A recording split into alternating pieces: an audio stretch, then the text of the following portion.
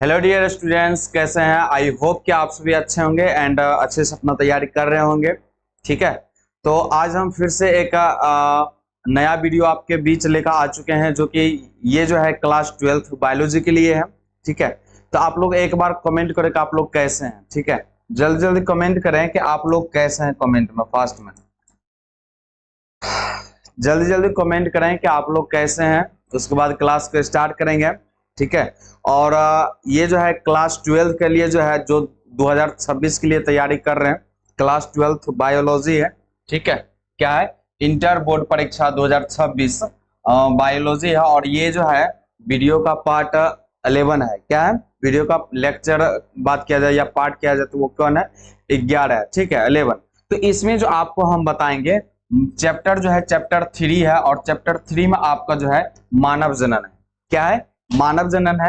मानव जनन में आप इसमें जानिएगा मानसिक चक्र की अवस्था के बारे में। उसमें हम पढ़े थे अगला वाला वीडियो में पढ़े थे मानसिक चक्र के बारे में। मानसिक चक्र क्या है, कौन सा मानसिक चक्र में जब शुरू होता है तो उसे क्या कहते हैं, जब खत्म होता है तो उसे क्या कहते हैं, और शुरू और खत्म के बीच वाला जो अवधि होता है उसे क्या कहते हैं, अगले वाले वीडियो में हम जाने थे। और जो नहीं देखे अभी तक, जल्द से जल्द जाकर के डिस्क्रिप्शन में लिंक है, आप जाकर के वहां से देख लीजिए वो वीडियो। ठीक है, पूरा आसान तरीका से समझाया गया है। और यहाँ भी इस क्लास में भी आपका क्या हो जाएगा, जो हम समझाएंगे लास्ट में आपका ऑब्जेक्टिव टेस्ट हो जाएगा। क्या हो जाएगा? ऑब्जेक्टिव का टेस्ट हो जाएगा कि हम दोनों क्लास में जो आपको पढ़ाए होंगे, जो चीज आपको समझ में आया होगा, और लास्ट में आपका जब टेस्ट हो जाएगा तो आपको यहां से भी कॉन्फिडेंस हो जाएगा कि हमारे एग्जाम में भी आपका सही हो जाएगा। ठीक है, तो वही एग्जाम से रिलेटेड जो एग्जाम में थ्योरी से निकाल के दिए हैं कि जो आपके एग्जाम में पूछा जा सकता है क्वेश्चन। तो आप लोग पूरा क्या करें, कंसिस्टेंसी से बैठे, और क्या करना है, कॉपी पेन लेकर के बैठना है, ताकि आपको लास्ट में क्या करना, टेस्ट देने में पूरा सहायता मिले, और नोट करते जाना हर एक चीज को। ठीक है, तो स्टार्ट किया जाए सेशन को। ठीक है, स्टार्ट किया जाए, बताइए। तो आज जो हम आपके साथ लेके क्लास आ चुके हैं, क्या लेके, मानसिक चक्र की अवस्था। तो अपना क्या पढ़िएगा, मानसिक चक्र की अवस्था के बारे में आप पढ़िएगा।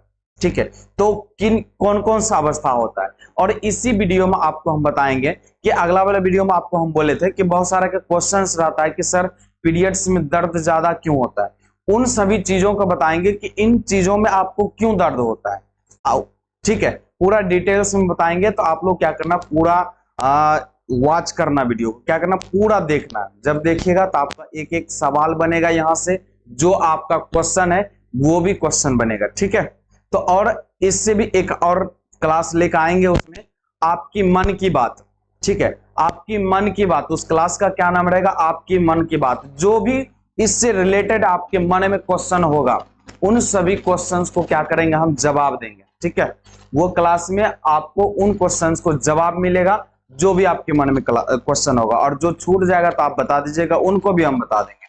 ठीक है, तो आप लोग पूरा तैयार हो जाएं। तैयार है आज की क्लास के लिए? जल्दी जल्दी यस टाइप करें सर, यस सर रेडी है, यस टाइप करें, फिर मजा आ जाएगा आज की क्लास में। फिर पूरा तगड़ा लेवल से समझाएंगे, पूरा डीप में समझाएंगे, एक भी क्वेश्चन नहीं छूटेगा आपके एग्जाम में, सोच लीजिए। तो किया जाए फिर स्टार्ट। चलिए स्टार्ट करते हैं, कहां से, यहां से। और पहला वाला जो हम आपको अगला वीडियो में बताए थे, थोड़ा सा उसको भी रिवीजन करवा देते हैं। ठीक है, क्या करवा देते हैं, रिवीजन करवा देते हैं। तो आप लोग को हम बताए थे मानसिक चक्र में जो होते हैं कितने अवस्था होते हैं, 4 अवस्था होते हैं, और इसमें आपको बताए थे कौन सा होता है। ठीक है, तो देखिए सबसे पहला जी यहाँ पे पढ़े थे, अपना क्या पढ़े थे, 1 से लेकर के, है ना, 1 से लेकर के 5 तक, यहाँ पे 6 तक एक दिन आगे पीछे हो सकता है, हो सकता है। तो अब देखिए, जब शुरू से ध्यान दीजिए, जब पहली बार मानसिक चक्र होता है, जब पहली बार पीरियड्स होता है, तो उन्हें हम कहते हैं रजोदर्शन कहते हैं। क्या कहते हैं, रजोदर्शन कहते हैं। और इंग्लिश में क्या कहते हैं, आप लोग टाइप कर दीजिए फास्ट में, इंग्लिश में क्या कहते हैं, जल्दी टाइप कीजिए कमेंट बॉक्स में, फिर मजा आएगा। इंग्लिश में क्या कहते हैं, मेनार्क कहते हैं। क्या कहते हैं, मेनार्क कहते हैं। ठीक है, और जब लास्ट में होता है, अब देखिए सबसे पहले का आप लोग को माइंड में होगा, सर इसका अवधि क्या होता है, स्त्रियों में जो होता है मानसिक चक्र, इसका अवधि क्या होता है। तो 12 से 13 साल में क्या होता है, इनका अवधि क्या होता है, ये स्टार्ट हो जाता है स्त्री में। ठीक है, स्त्रियों में जो ये 12 से 13 साल में स्टार्ट हो जाता है, और खत्म जब होता है, जब लास्ट पीरियड्स आते हैं, मतलब कि 45 से 50 के वर्ष में क्या होता है, ये खत्म हो जाता है, अपने आप क्या हो जाता है, बंद हो जाता है। ठीक है, और उसे हम कहते हैं रजोनवृत्ति।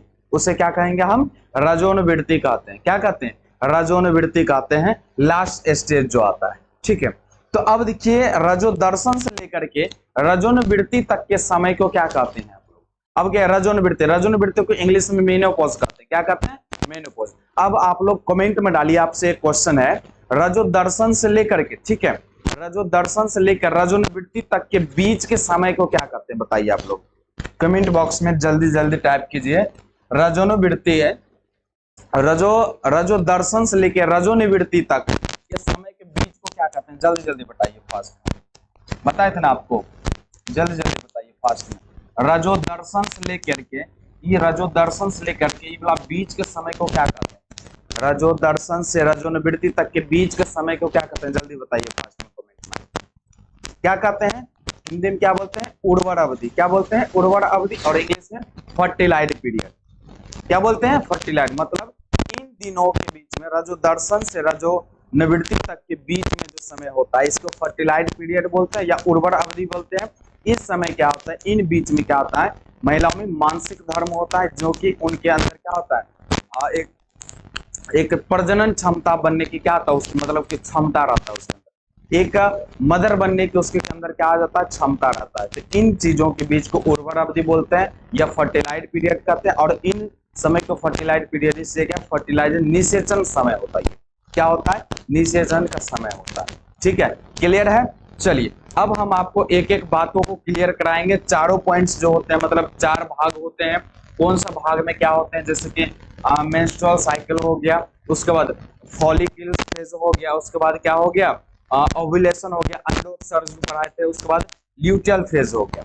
तो इन चीज, ये चारों भागों के बारे में आज हम इस वीडियो में आपको कवर कराएंगे। ठीक है, इन चारों भागों के बारे में बताएंगे। तो ठीक है, तो चलिए स्टार्ट करते हैं। इन चारों भागों में सबसे पहला कौन सा भाग आता है, कौन सा भाग होता है, जल्दी जल्दी कमेंट कीजिए फास्ट में। मेंस्ट्रुअल फेज होता है। क्या बोलते हैं इसको, मेंस्ट्रुअल फेज। ठीक है, जिसको कहते हैं आतर्व चक्र, जिसको क्या कहते हैं, आतर्व चक्र, जिसको कहते हैं मासिक चक्र, जिसे कहते हैं रजोधर्म, जिसको कहते हैं, ठीक है, रजो दर्शन। इन सब चीजों के बारे में अपना इसमें पढ़ेंगे। तो पहला फेज जो होता है, ये कितना, पहला जो स्टेज होता है 1 से 5 दिन का होता है। एक दिन आगे पीछे हो सकता है, कोई दिक्कत नहीं, लेकिन आपकी किताब में 1 से 5 दिन का होता है। ध्यान से समझिए, पहले यह अवस्था जो होता है 1 से 5 दिन तक का होती है, और इसमें 3 से 5 दिन तक जो होता है, 3 से 5 दिन तक जो होता है रक्तस्राव होता है। क्या होता है, रक्तस्राव होता है, जिसे हम क्या कह देते हैं, ऋतुस्राव या रजोधर्म कह देते हैं। क्या कहते हैं, ऋतुस्राव या रजोधर्म कहते हैं। आप इतना चीजों को लिख करके भी आप क्या जवाब दे सकते हैं। क्या बोलिएगा, मेंस्ट्रुअल साइकिल में क्या लिखिएगा, यह अवस्था जो होता है 1 से 5 दिन का होता है, जिनमें कि 3 से 5 दिन जो होता है रक्तस्राव होता है। जब बताएंगे कैसे होता है, सब लास्ट में हम बताएंगे। ठीक है, लास्ट में बताएंगे, चित्र दिखा करके बताएंगे कैसे कैसे उसमें जो होता है ना, संकुचन होने के बाद वो जो पूरा जो अंडाणु होता है टूट टूट करके गिरने लगता है, झरने लगता है। ठीक है, तो इन चीजों को क्या कहते हैं, इस अवस्था को 3 से 5 दिन तक क्या होता है, रक्तस्राव होता है, और इस अवस्था को ही क्या कहता है, ऋतुस्राव या रजोधर्म कहते हैं।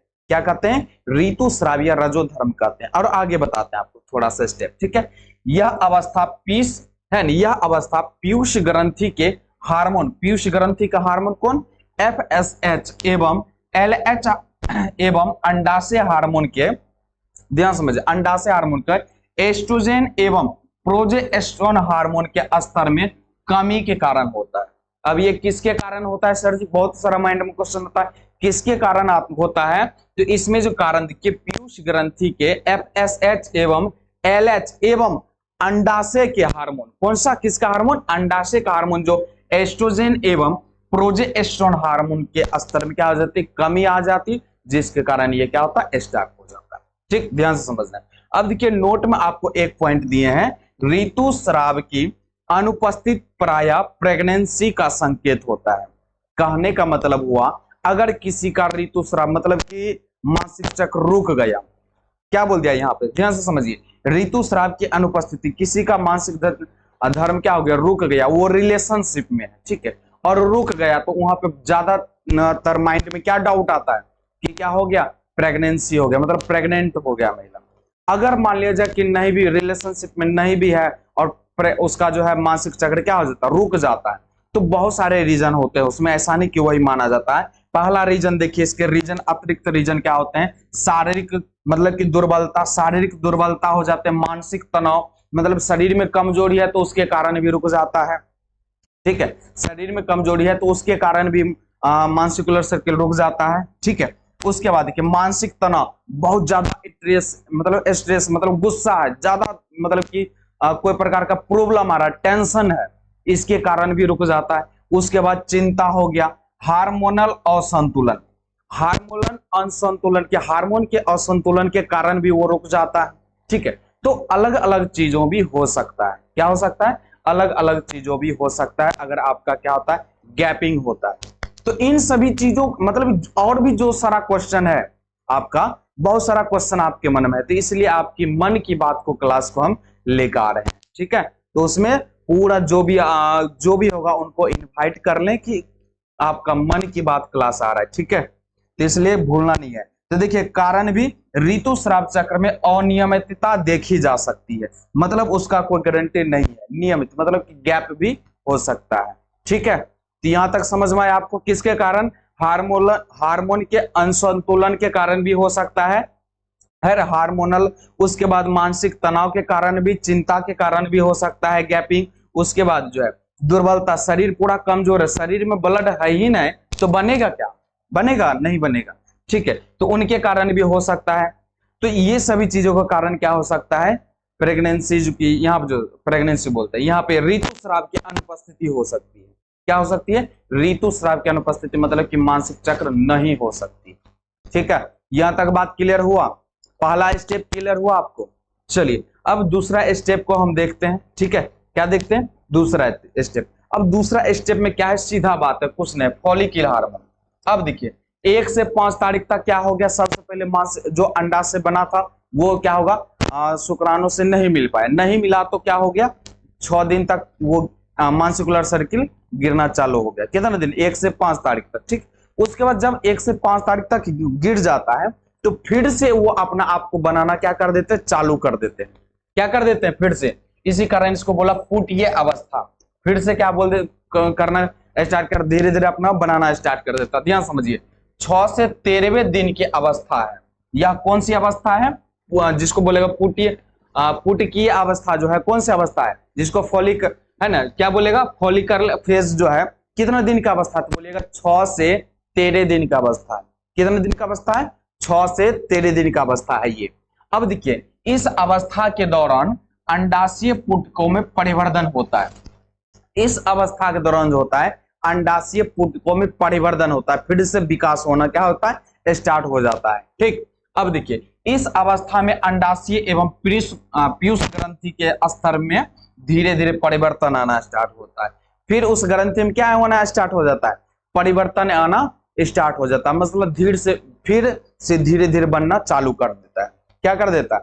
अब इस बीच में अगर संभोग किया जाए तो बहुत कम चांस रहता है, 6 से 13 दिन के बीच में अगर संभोग किया जाए, ठीक है, फिजिकल अगर मान लीजिए जो हो रहे हैं तो इसमें बहुत कम चांस रहेगा इन दिनों में, 6 से 13 तारीख तक में, मान लीजिए 6 तारीख को हुआ तो 6 से 13 तारीख तक के बीच में अगर आप चाहते संभोग करते हैं तो इसमें बहुत कम चांस रहता है कि प्रेग्नेंट महिला होगी, ठीक है।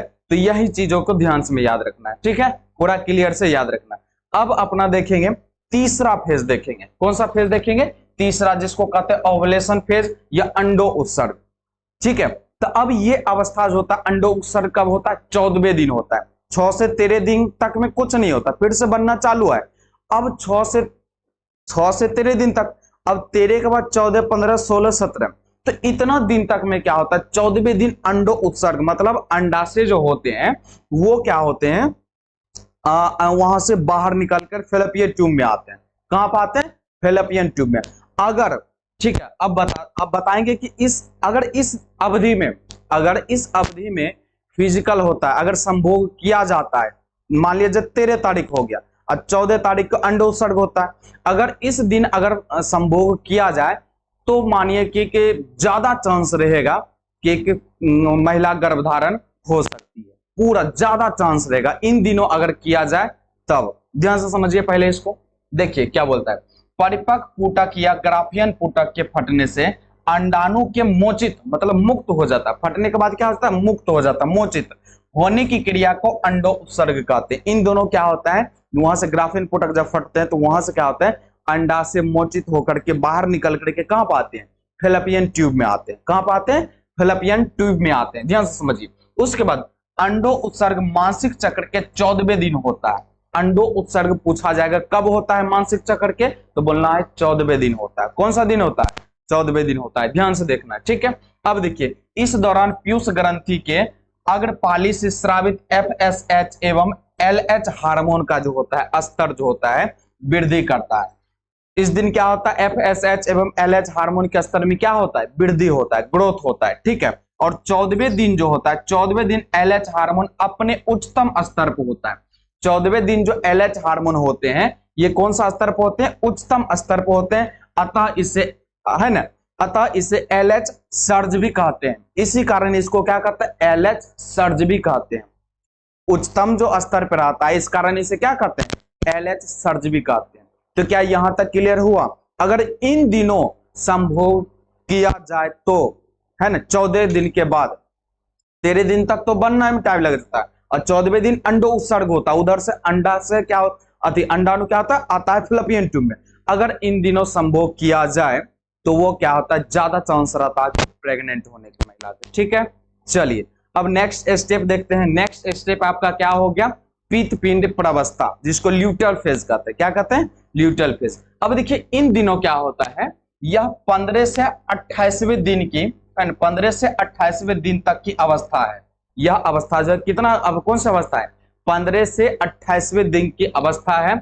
इस अवस्था के दौरान अंडो उत्सर्ग के बाद ग्राफियन पुटक की शेष बची संरचना कार्पस ल्यूटियम का निर्माण करता है। किसका निर्माण करता है, कार्पस ल्यूटियम का क्या करता है, निर्माण करता है। ध्यान से समझिए। उसके बाद कार्पस ल्यूटियम द्वारा प्रोजेस्टेरोन हार्मोन का स्राव भारी मात्रा में होता है।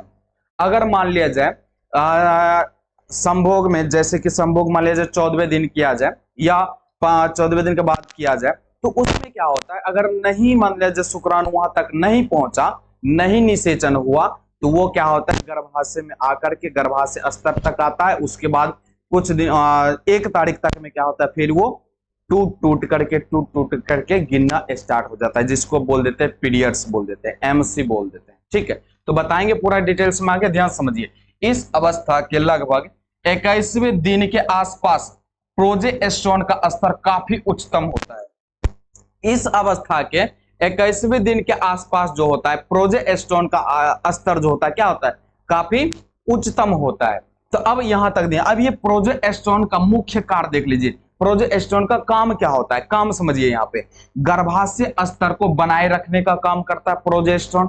किसका काम करता है, गर्भाशय स्तर को बनाए रखने का काम करता है। उसके बाद सगर्भता को बनाए रखने का काम करता है। ये प्रोजेस्टेरोन जो है किसका किसका काम करता है, गर्भाशय स्तर को बनाए रखने का काम करता है, और सगर्भता मतलब प्रेगनेंसी को बनाए रखने का काम करता है। क्या ये 4 फेज जो आपको क्लियर करवाएं, क्या ये 4 फेज क्लियर हुआ आपको, चारों स्टेप। आप ये क्या कीजिएगा, सबसे पहले मासिक चक्र क्या है, उनके बारे में, कब होता है, कौन सा अवस्था में चालू हो जाता है, पहली बार होता है क्या होता है, लास्ट बार होता है तो कब होता है, पहली बार की उम्र एज क्या होता है, लास्ट जब खत्म होता है उसका एज क्या होता है। इन सब चीजों को क्या क्लियर हुआ। इन सब चीजों के बाद लिखने के बाद आपको क्या करना है, इन चारों फेजों के बारे में लिख देना। क्या करना है, चारों फेज के बारे में लिख देना है। और वो जो चित्र बनाए थे, गोल वाला जो चित्र बनाए, उनको क्या करना है, लास्ट में बना देना। जब बना दीजिएगा तो आपको पूरा में पूरा नंबर मिलेगा। क्या मिलेगा, पूरा में पूरा नंबर मिलेगा, एक भी नंबर नहीं कटेगा, ठीक है, पूरा में पूरा नंबर मिलेगा, ठीक है। तो क्या यहां तक क्लियर हुआ आपको। और आप लोगों का जो क्वेश्चन था उस क्वेश्चन को हम यहाँ पे लिख करके भी लाए हैं, ठीक है। इसके बाद हम आपको बताएंगे। तो थोड़ा सा समझिए, प्रोजेस्टेरोन हार्मोन को सगर्भता हार्मोन भी कहते हैं। अब कहेंगे प्रोजेस्टेरोन हार्मोन को कौन सा हार्मोन कहेंगे? तो प्रोजेस्टेरोन हार्मोन को जो होता है सहगर्भता हार्मोन भी कहते हैं। ठीक है, क्लियर हो गया यहां तक? अब ध्यान से समझिए, देखिए यदि निषेचन नहीं होता है, इसी में जो लिखना है चौथा वाला पेज में ही लिखना है। ठीक है, यदि निषेचन नहीं होता है तो कार्पस ल्यूटियम नष्ट होने लगता है। कार्पस ल्यूटियम जो होता है क्या होने लगता है? नष्ट होने लगता है, मतलब टूटने लगता है। तो अतः ध्यान से समझ, अतः यह श्वेत अपहासित पिंड में बदल जाता है, जिसे कार्पस एल्बू एंड कार्पस एल्बू केस कहते हैं। क्या कहते हैं? कार्पस एल्बू केस कहते हैं। ध्यान समझिए, अब देखिए कार्पस ल्यूटियम को नष्ट होने से प्रोजेस्टेरोन के स्तर में काफी कमी आ जाती है। जब कार्पस ल्यूटियम क्या होगा? नष्ट होगा, तो प्रोजेस्टेरोन के स्तर में काफी क्या आ जाएगी? कमी आ जाएगी। तो जब कमी आ जाएगी तो जिसके फलस्वरूप एक नए आतर्व चक्र की क्या हो जाती है? शुरुआत हो जाती है, जिसके फलस्वरूप फिर से पीरियड्स होना क्या हो जाता है? स्टार्ट हो जाता है। जब निषेचन नहीं होगा तो क्या होगा? तो वहां तक गर्भाशय में आ जाएगा, गर्भाशय में आएगा अंडाणु, तो निषेचन नहीं होगा तो वो क्या करेगा? नहीं रख पाएगा, नहीं रख पाएगा। तो गर्भाशय भी होता है एक अपना घर बना के रखता है। ठीक है, हम आपके आगे बताते हैं कि कैसे वो अपना घर बना करके रखता है। ठीक है, तो आपका क्वेश्चन था सबसे पहले कि सर एमसी मतलब मासिक धर्म या पीरियड्स में दर्द क्यों होता है ना? तो वही चीज अभी आपको हम डिटेल्स में बताते हैं, समझ आइएगा आपको, है ना? चित्र की सहायता से बताते हैं, ध्यान समझिए क्या बता रहे हैं, चित्र की सहायता से आपको दिखा रहे हैं। ठीक है, ध्यान समझिए। देखिए सबसे पहले 1 से 5 तारीख तक तो क्या हो गया? मानसिकुलर, पहला मानसिकुलर सर्किल हो गया, एमसी हो गया। ठीक है, उसके बाद 6 से लेकर के, ध्यान से समझिए, 6 से लेकर के 6 बोलते हैं, हाँ 6 से लेकर के 13 तारीख जो होता है, फिर से इसमें क्या होने लगता है? अंडाणु बनना क्या हो जाता है? स्टार्ट हो जाता है। क्या हो जाता है? इसमें अंडाणु बनना स्टार्ट हो जाता है। ठीक है, अब ध्यान से समझिए, अंडाणु बनना स्टार्ट हो जाता है। उसके बाद 14वें दिन, कौन सा दिन? 14वें दिन क्या होता है? ध्यान समझिए, 14वें दिन यहां से क्या होता है? अंडाणु का उत्सर्जन होता है, मतलब अंडो उत्सर्ग होता है। कौन सा होता है? अंडो उत्सर्ग। जब यहां से अंडो उत्सर्ग होगा, ठीक है ध्यान समझिए, जब यहां से क्या होगा? अंडो उत्सर्ग होगा तो कहां आएगा? फिलिपियन ट्यूब में, फिलिपियन ट्यूब में आएगा। अब देखिए ध्यान समझ, जब फिलिपियन ट्यूब में आएगा और इधर से शुक्राणु नहीं गया, क्या गया? नहीं गया शुक्राणु, और यहाँ पे निषेचन नहीं हुआ, तो ये जो उसी में क्या करता है? ये गर्भाशय स्तर होता है, ये भी घर बना के रखता है। क्या करता है? घर बना के रखता है, ताकि इधर से निषेचन होकर के जब आएगा तो इस घर में क्या करेगा? प्रत्यारोपित होगा, आरोपण होगा। और जब निषेचन होबे ने किया तो यहाँ पे आएगा। ठीक है, और यहाँ पे आएगा तो देखिए क्या होगा? जब निषेचन नहीं होगा, जब यहाँ पे होगा तो क्या होना स्टार्ट होगा? ये घर जो है, जो भी घर बना के रखा था गर्भाशय स्तर, वो क्या होगा? धीरे धीरे टूट टूट करके क्या होता है? गिरना स्टार्ट होता है, जिसको कहते हैं एमसी, मानसिकुलर सर्किल। ठीक है, और इस यही चीज को बताएं आपको, जब 14वें दिन अंडो उत्सर्ग होता है, ठीक है, जब क्या बोले यहां बना कर रखता है स्तर। ठीक है, जब 14वें दिन अंडो उत्सर्ग जो होता है, ठीक है, तो इसी बीच में अगर कोई भी फिजिकल मतलब कि संभोग करता है तो इस दिन ज्यादा चांस रहता है। ठीक है, ज्यादा चांस रहता है कि प्रेग्नेंट हो सकती है महिला।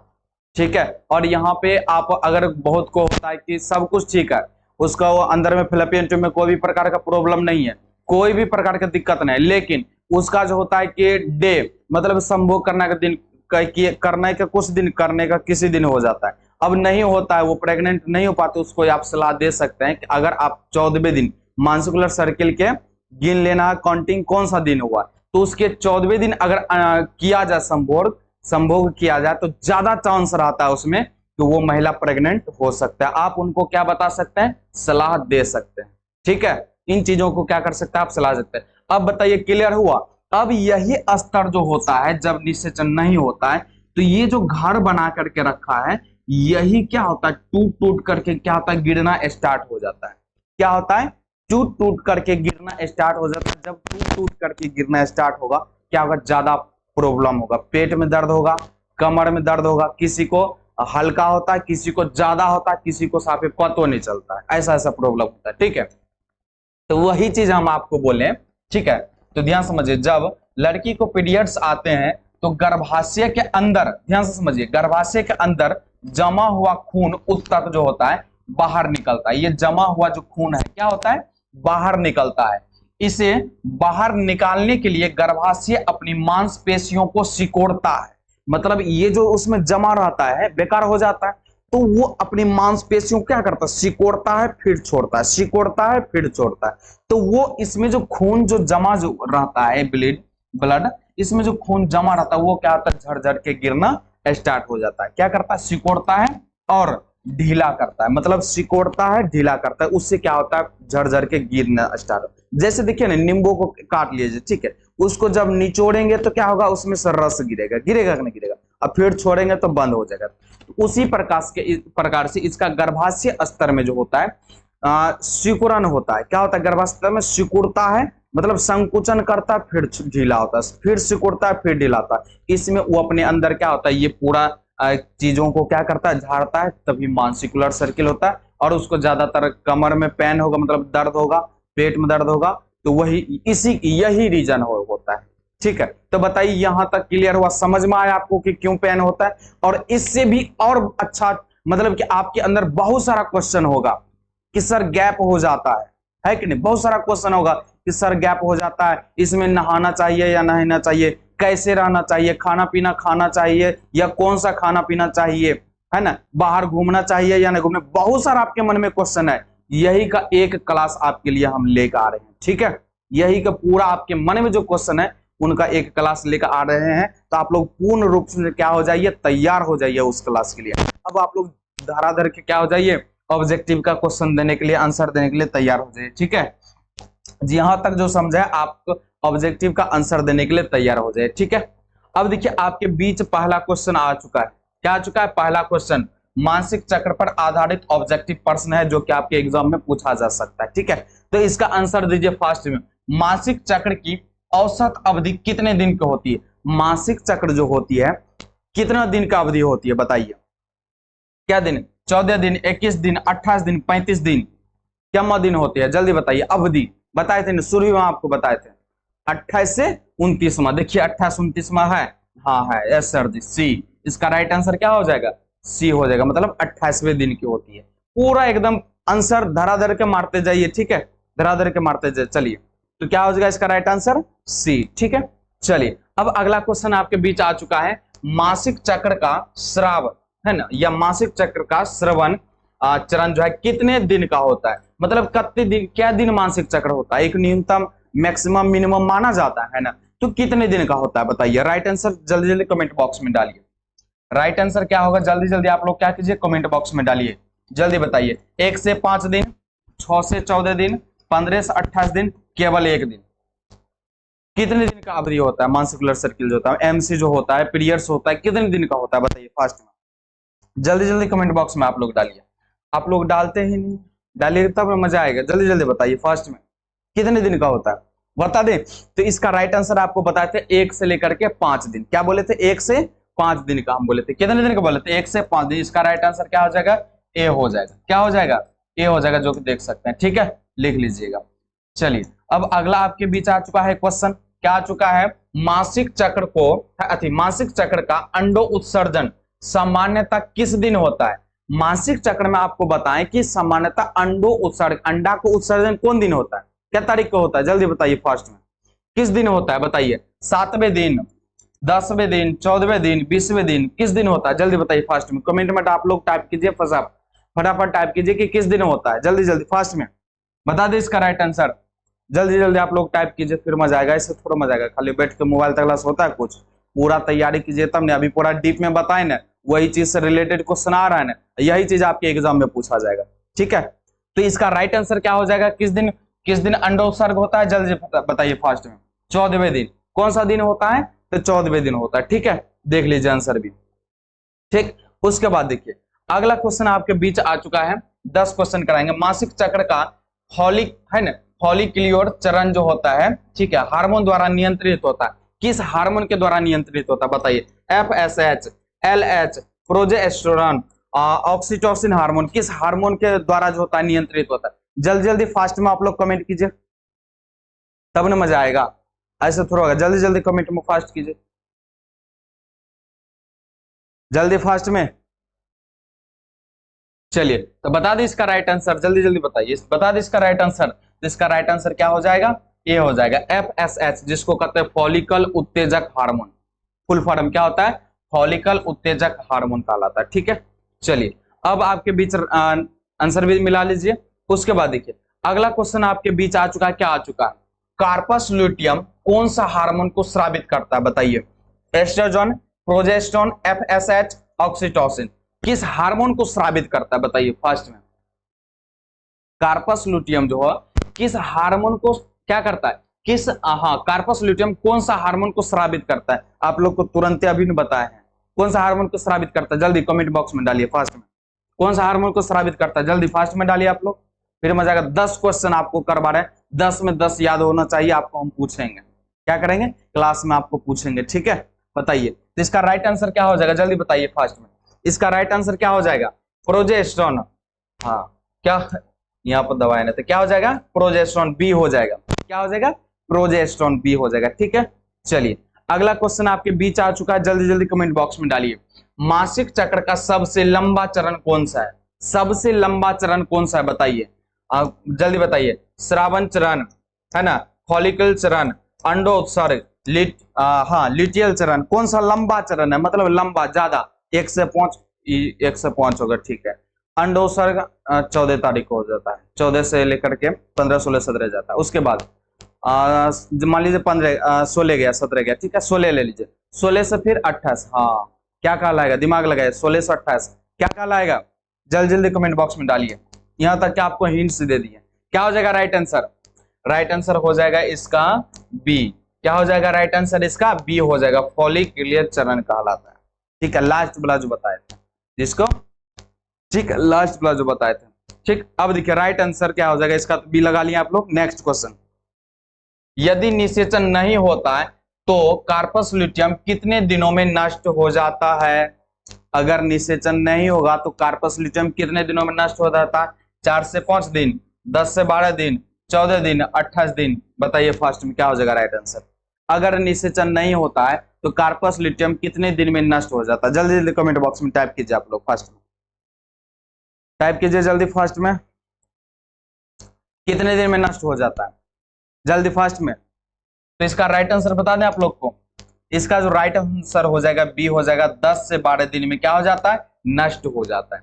10 से 12 दिन में क्या हो जाता है, नष्ट हो जाता है। क्या यहां तक क्लियर हुआ आपको, एक एक चीज समझना है, पूरा जो बता रहे हैं जो पढ़ाएं वही क्वेश्चन आपको क्या कर रहे हैं यहाँ पर हम पूछ रहे हैं, और यही सेम टू सेम आपके एग्जाम में आएगा। ठीक है, इसी प्रकार से आपके क्वेश्चन में एग्जाम में आएगा। चलिए अगला क्वेश्चन आपके बीच आ चुका है, यही तो क्वेश्चन है, यही क्वेश्चन अभी तो पढ़ा है क्या।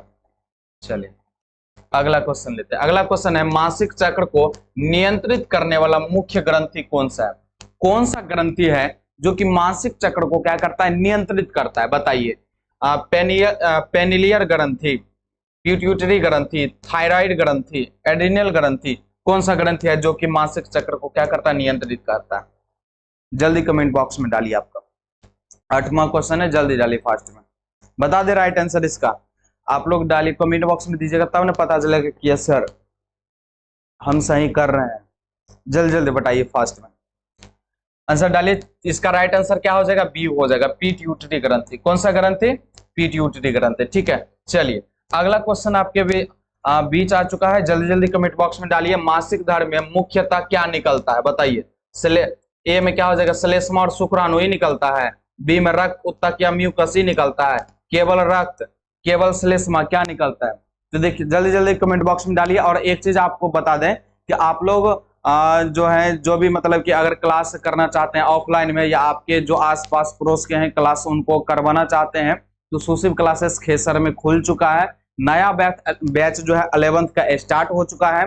जो नहीं ज्वाइन किए, मतलब क्लास नहीं मतलब कि ज्वाइन किए, जल्द से जल्द करवा दे। इसी तरीका से बेहतरीन डीप में नॉलेज दिया जाएगा, एक एक बातों को बायोलॉजी में जो ओपनली आपको बताया जाएगा, कोई प्रकार का शर्म का बात नहीं होगा।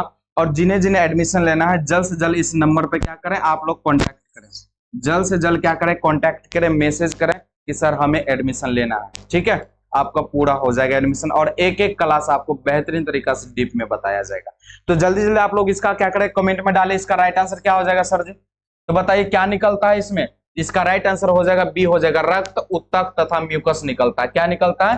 रक्त, उत्तक तथा म्यूकस निकलता है। बी हो जाएगा इसका राइट आंसर। ठीक है, चलिए अगला क्वेश्चन आपके बीच आ चुका है। मासिक चक्र का कौन सा हार्मोन गर्भाशय आंतरिक की परत को बनाए रखता है? कौन सा हार्मोन जो है गर्भाशय स्तर की परत को बनाए के रखता है? बताइए जल्दी फास्ट में। FSH, progesterone, oxytocin, LH hormone, कौन सा हार्मोन जो कि गर्भाशय स्तर को बनाए रखता है? थ्योरीज क्वेश्चन है, अभी आप पढ़ चुके हैं और वहीं से हम क्वेश्चन दिए हैं। जल्दी जल्दी कमेंट बॉक्स में डालिए आप लोग, फास्ट में, जल्दी फास्ट में डालिए, ऐसे नहीं मजा आएगा। कौन सा है बता दे इसका राइट आंसर। आप लोग बहुत टाइम लगा, तो इसका राइट आंसर क्या हो जाएगा? प्रोजेस्टेरोन। क्या हो जाएगा? प्रोजेस्टेरोन। ठीक है, तो यहां तक आपको पूरा क्लास 10 में 10 ऑब्जेक्टिव हम पूछे, एक एक चीज क्लियर हो गया होगा आई होप की। ठीक है, और जिन्होंने भी पूरा क्लास नहीं किए जा करके क्या करें, आप लास्ट में जा करके शुरू से लेकर के अभी तक का पूरा क्लास आप पढ़ लें, तैयारी कर लें।